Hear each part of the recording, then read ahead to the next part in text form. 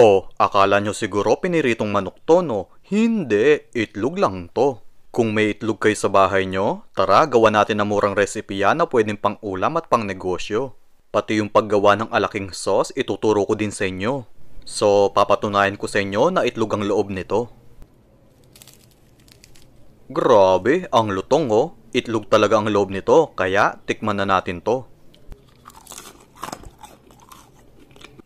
Sarap tamis.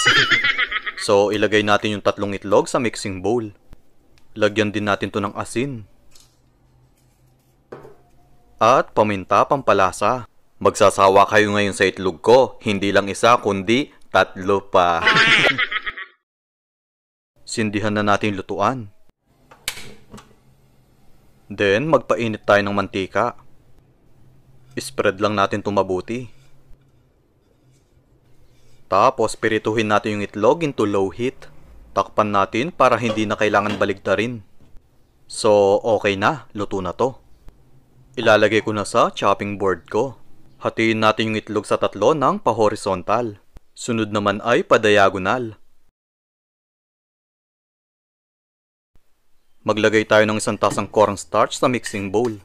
Kalahating tasang harina. 3 kutsarang breading mix. Kalahating kutsaritang paminta. At kalahating kutsaritang asin. Haluin natin ito mabuti para mag-combine mga ingredients natin. Kuha tayo ng 5 kutsarang breading para makagawa tayo ng butter sa itlog natin. Maglagay tayo ng 1 pirasong itlog. Tapos magdagdag tayo ng konting tubig. Kailangan maging malapot ang mixture nyo katulad nito. Isawsaw natin yung itlog sa ating butter. Next, balutan natin to ng breading. Bale, 2 beses natin gagawin ang proseso na to. Mas maganda kung after nyong mabalutan ng breading ito, agad yung ipirito para mag-itsurang balat ng manok ang labas nito. Mamaya guys, makikita nyo kung bakit kakaibang itlog ni Lokong Kusinero. Kasi kahit hindi pa napipisa itong itlog ko, itsurang manok na agad after mapirito. O diba? Ang ganda ng itsura.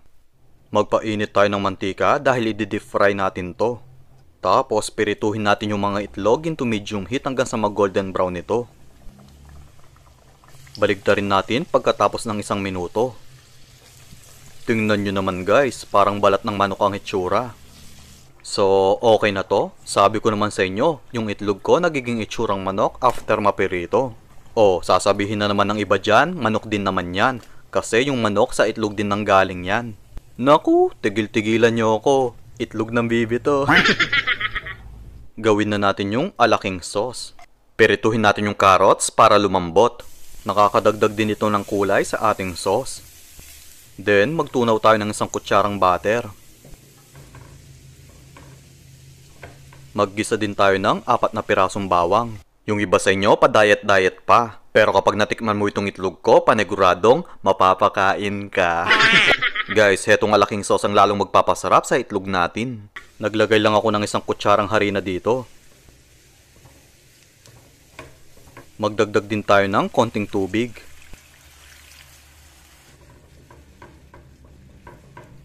Guys, hindi na tayo maglalagay ng asin kasi kalahating chicken cubes ang ating tutunawin. Ito na magiging pampalasa ng sauce nyo. Gagamit tayo ng evap dito, pero yung pinakamaliit lang ang binili ko kasi kalahating lata lang nito ang magagamit natin dito. Masyado kasing mahal yung all-purpose cream, kaya para makatipid tayo, evap na lang ang pinalit ko. Maglagay din tayo ng paminta pampalasa. Kung mapapansin nyo, ganito din ang proseso ng paggawa ng gravy. Kaso nagdagdag lang ako ng carrots at evap. Ibuhusan natin yung sauce sa ating itlog. Grabe, nakakatakamang itsura. Heto na ang ating chig egg fillet a la king. Kaya subukan nyo na din ito. Naglagay lang ako ng dahon ng sibuyas sa ibabaw nito. Maraming salamat po sa inyong panonood. Ingat kayo palagi and God bless. Bye-bye. Bye-bye.